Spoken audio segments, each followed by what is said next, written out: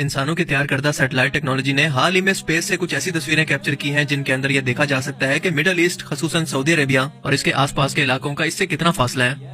इन तस्वीरों ने रसूलुल्लाह सल्लल्लाहु अलैहि वसल्लम की 1400 साल पहले बयान करदा एक ऐसी हदीस मुबारका की तस्दीक कर दी है जिसके बारे में कोई तसव्वुर भी नहीं कर सकता था कि बिना किसी सैटेलाइट और जियोग्राफिकल नॉलेज के बगैर इतना बड़ा दावा इतने यकीन के साथ करना भला कैसे मुमकिन है।